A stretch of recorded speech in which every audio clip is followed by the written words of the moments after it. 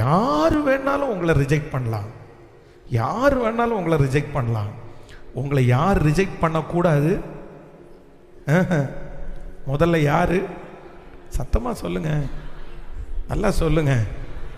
பக்கத்தில் வசதி இருந்தா ஒருவேளை கை கொடுத்து கூட சொல்லுங்க. யார் வேணாலும் உங்களை ரிஜெக்ட் பண்ணலாம். சொல்லுங்க, யார் வேணாலும் உங்களை வேண்டான்னு சொல்லலாம், நீ பிரயோஜனம் இல்லைன்னு சொல்லலாம், நீ எல்லாம் எதுக்கு பிறந்தேன்னு கேட்கலாம், நீ எதுக்கு இந்த மாதிரி பாரமாக இருக்கிறேன்னு சொல்லி கேட்கலாம். ஆனால் ரிஜெக்ட் ஃபீலிங், நான் நல்லவன் இல்லை, நான் மோசமாக, நான் பிரயோஜனம் இல்லைன்ற எண்ணம் யாருக்கு வந்துடக்கூடாது? சத்தமாக சொல்லுங்க, சத்தமாக சொல்லுங்க. நான் எனக்கு வந்துடவே கூடாது. நான் படுத்த படுக்கையானா கூட எனக்கு வந்துடக்கூடாது. ஏன்? நீங்கள் இப்போ படுத்த படுக்கை ஆயிட்டீங்க, ஹாஸ்பிட்டலில் படுத்துருக்குறீங்க. ஹாஸ்பிட்டலில் படுத்துருக்கிற நிறைய பேருக்கு என்ன எண்ணம் வேறும் அப்படின்னா, நான் எதுக்கு இவங்களுக்கு பாரமா? ஆனால் அந்த ஹாஸ்பிட்டலில் ஒரு நர்ஸ் இருக்கிறாங்க, அந்த நர்ஸுக்கு 15,000 ரூபாய் சம்பளம்.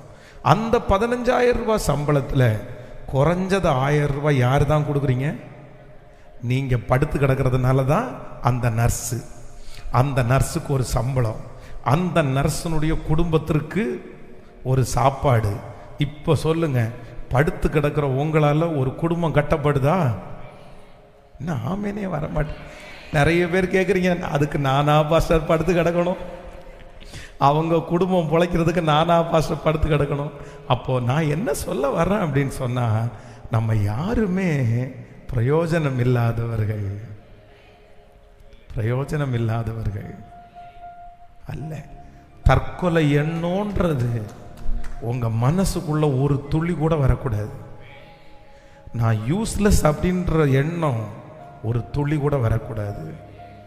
எனக்கு ஆவியானவர் என்னை ரொம்ப நிரப்புறாரு, ரொம்ப நிரப்புறாரு. எதை சொல்லி நிரப்புறாரு அப்படின்னா, என் பிள்ளையினிடத்துல போய் சொல்லு, சொல்லு, செய்ய வேண்டிய காரியத்தை குறித்து. இன்னைக்கு அவங்க கண்ணுக்கு முன்னாடி அதிசயத்தை பார்க்காம இருக்கலாம், இன்னைக்கு அவங்க செய்கிறதெல்லாம் அவங்களுக்கு திரும்ப மடியிலே திரும்பி வந்தது மாதிரி இருக்கலாம், பிரயோஜனம் இல்லாதது மாதிரி இருக்கலாம்.